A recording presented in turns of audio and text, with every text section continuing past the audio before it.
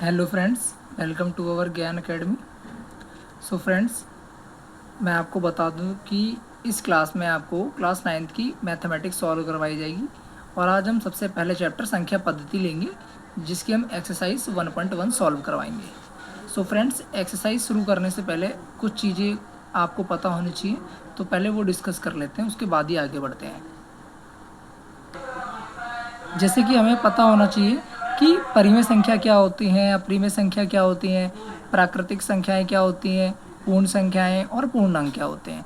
इन बात वैसे आपको पता तो होगा, ये पिछली क्लासों में आप पढ़ के आए, फिर भी मैं एक बार बता देता हूँ। जैसे परिमेय संख्या क्या होती है।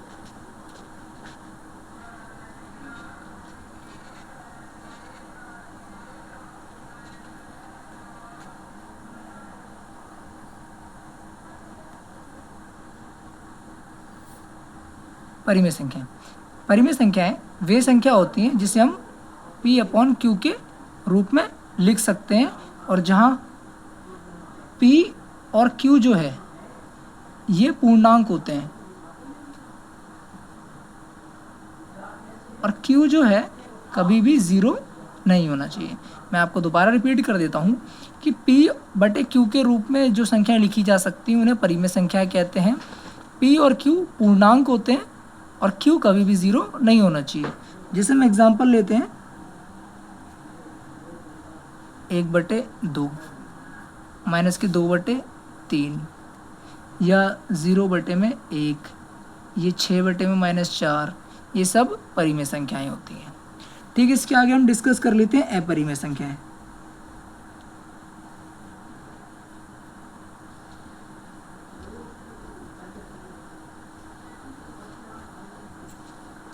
अब आपको जैसे कि पता होगा कि परिमेय संख्याएं P/Q के रूप में लिख सकते हैं, अपरिमेय संख्याएं P/Q के रूप में नहीं लिख सकते।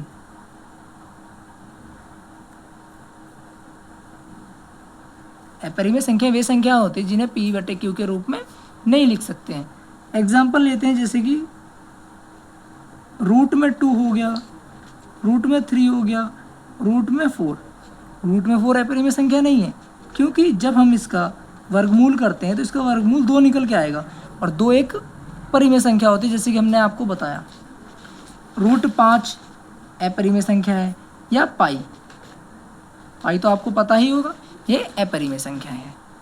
ठीक है, इसके आगे हम डिस्कस कर लेते हैं प्राकृत संख्याएं, जिन्हें हम नेचुरल नंबर भी कहते हैं। अब जैसे कि इनके नाम से ही पता लगता है कि प्राकृतिक संख्याएं। अब प्राकृतिक संख्याएं वे संख्याएं होती हैं जो हम नॉर्मल पढ़ते हैं। क्या पढ़ते हैं? Counting numbers 1 2 3 4। तो इसी से आपको याद रखना है कि प्राकृतिक संख्याएं वे संख्या होती है जो हम नॉर्मली प्रकृति में पढ़ते हैं। 1 2 3 4 और ऐसे ही चलते रहेगा ये अनंत तक।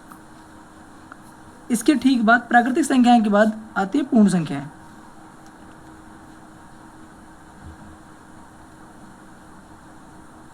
पूर्ण संख्या। अब पूर्ण संख्याएं वे होती हैं, प्राकृतिक संख्याएं अपने आप में पूर्ण नहीं है। क्या 1 2 3 4 इसे हम पढ़ते पढ़ते 9 तक जाएंगे, लेकिन 9 के बाद 10 आएगा, और 10 में लगता है 0। और 0 कब आएगा? जब ये पूर्ण संख्याएं होंगी। तो पूर्ण संख्याएं कब पूर्ण हुई है? जब ये 0 इसमें जुड़ा हुआ है। तो 0 1 2 3 4 से चलते चलते अनंत तक जाएंगी।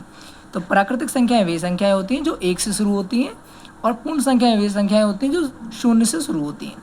ठीक है, इसके बाद हम पढ़ लेते हैं पूर्णांक। पूर्णांक हम किसे कहते हैं? कि पूर्णांक 0 के दाएं तरफ सारी पॉजिटिव संख्याएं होती हैं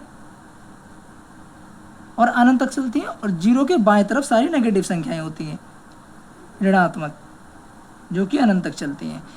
कहने का मतलब ये है कि पूर्णांक वो होता है जो -∞ से चल के +∞ तक जाता है, जिसमें माइनस वाली संख्या है, प्लस वाली संख्या है और 0 तीनों सम्मिलित हो जाता है। ठीक है, तो यही आपको बताना था। चलिए हम एक्सरसाइज पे बढ़ते हैं।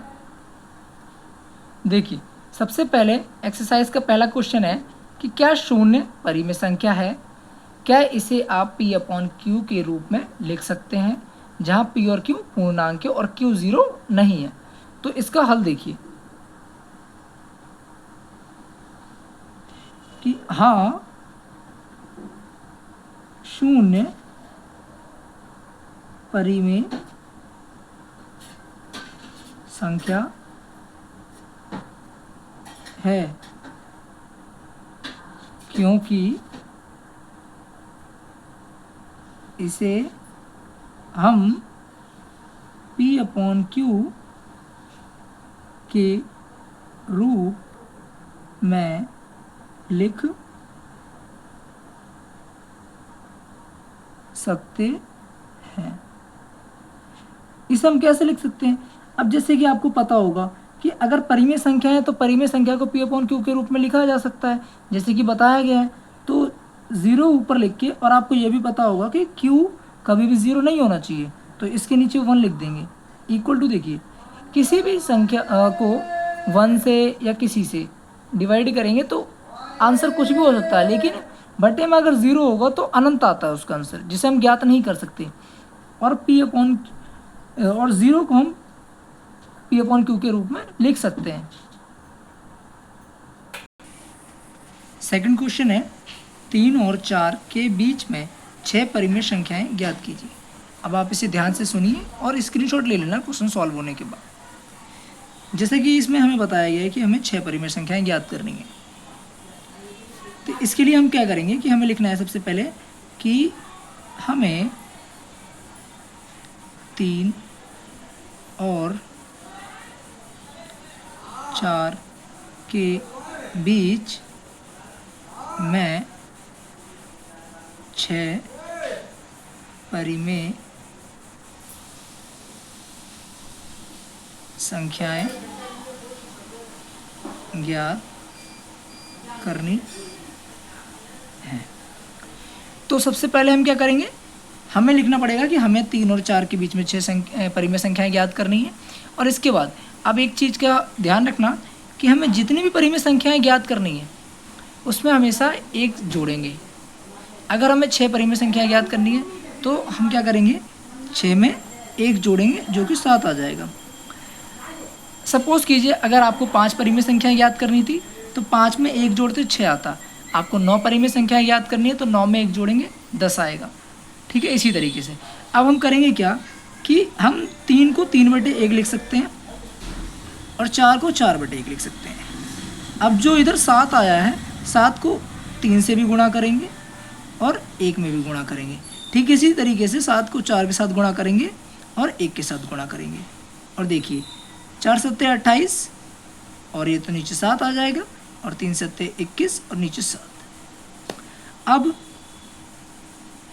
अब क्या करेंगे, अब देखिए 21/7 और 28/7 हमें इनके बीच की 6 परिमेय संख्याएं ज्ञात करनी है। तो 21/7 के बाद क्या आएगा, 22/7, 23/7, 24/7, 25/7, 26/7 और 27/7। आशा करता हूँ आपको समझ में आ गया होगा कि आपको क्या करना है। मैं दोबारा रिपीट कर देता हूँ कि हमें जितनी भी परिमेय संख्याएं ज्ञात करनी है हमेशा उसमें 1 जोड़ेंगे और उसके अंश और हर में गुणा कर देंगे, और उनके बीच की हम 6 परिमेय संख्याएं ज्ञात कर लेंगे। 5 निकालनी है तो 5 ज्ञात कर लेंगे। ठीक है, अब नेक्स्ट क्वेश्चन नंबर 4। मेरे पास ये बुक थोड़ी पुरानी है लेकिन न्यू पैटर्न में इसके बाद यही क्वेश्चन है। तो ये क्वेश्चन आपको घर से सॉल्व करना है खुद अपने आप कि 3/5 और 4/5 के बीच में 5 परिमेय संख्याएं ज्ञात कीजिए। तो इसके लिए वही करना है जो तरीका मैंने अभी बताया है कि 5 परिमेय संख्याएं ज्ञात करनी है तो 5 में 1 जोड़ेंगे 6 आ जाएगा। तो इसके अंश और हर में 6 से गुणा करेंगे और इसके भी अंश बटे हर में 6 से गुणा करेंगे और इनके बीच की 5 परिमेय संख्याएं ज्ञात कर लेंगे। आशा करता हूँ आप इसे सॉल्व कर लेंगे। अब इसके बाद मैं आपको नेक्स्ट क्वेश्चन में खुद ही बता देता हूँ, ये वाला क्वेश्चन कि नीचे दिए गए कथन के सत्य और असत्य कारण के साथ अपने उत्तर दीजिए। मैंने आपको थोड़ी देर पहले बता ही दिया है कि प्राकृतिक संख्याएं, पूर्ण संख्याएं और परिमेय संख्याएं ये सब क्या होती हैं और पूर्णांक क्या होते हैं। और मैंने आपको इसीलिए बता दिया था क्योंकि आगे एक्सरसाइज में ऐसा क्वेश्चन है। चलिए लेट ना करते हुए क्वेश्चन सॉल्व करते हैं। पहला है कि प्रत्येक प्राकृतिक संख्याएं एक पूर्ण संख्या होती है। अब जैसा कि मैंने आपको बताया था कि इस क्वेश्चन में क्या बोला है कि प्रत्येक प्राकृतिक संख्या मतलब सारी प्राकृतिक संख्याएं पूर्ण संख्या होती हैं। जी हाँ, ये सत्य है। क्योंकि प्राकृतिक संख्याएं क्या होती हैं, जो 1 से शुरू होती हैं, और पूर्ण संख्याएं क्या होती हैं, जो 0 से शुरू होती हैं। क्वेश्चन में बोला गया है कि क्या सारी प्राकृतिक संख्याएं पूर्ण संख्याएं होती हैं? हाँ होती हैं, क्योंकि 1 2 3 4 पूर्ण संख्या के अंदर आता है, तो ये सत्य है। ठीक है, नेक्स्ट क्वेश्चन पे चलते हैं कि प्रत्येक पूर्णांक एक पूर्ण संख्या है। क्या प्रत्येक पूर्णांक एक पूर्ण संख्या है? जी नहीं। पूर्णांक में आपको मैंने बताया है कि माइनस वाली भी आती हैं, प्लस वाली भी आती हैं, ज़ीरो भी आती हैं, जबकि पूर्ण संख्या में ज़ीरो और प्लस वाली ही आती हैं। तो प्रत्येक पूर्णांक पूर्ण संख्या नहीं हो सकता, जबकि प्रत्येक पूर्ण संख्या पूर्णांक हो सकती हैं। तो ये आपका असत्य है। ठीक है, नेक्स्ट क्वेश्चन देखिए कि प्रत्येक परिमेय संख्या एक पूर्ण संख्या होती है। कि प्रत्येक परिमेय संख्या एक पूर्ण संख्या होती है, ये भी असत्य है, क्योंकि आप जानते हैं कि परिमेय संख्याएं वे संख्या होती हैं जिन्हें p/q के रूप में लिखा जा सकता है, जबकि पूर्ण संख्याएं वे संख्या होती हैं जो 0 1 2 3 4 से शुरू होती हैं। तो पूर्ण संख्या को p/q के रूप में नहीं लिखा जा सकता, इसलिए प्रत्येक परिमेय संख्याएं पूर्ण संख्या नहीं होती हैं।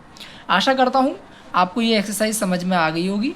तो चैनल को सब्सक्राइब करना ना भूलें, बेल आइकन को प्रेस कर दें और लाइक और शेयर कर दें। धन्यवाद।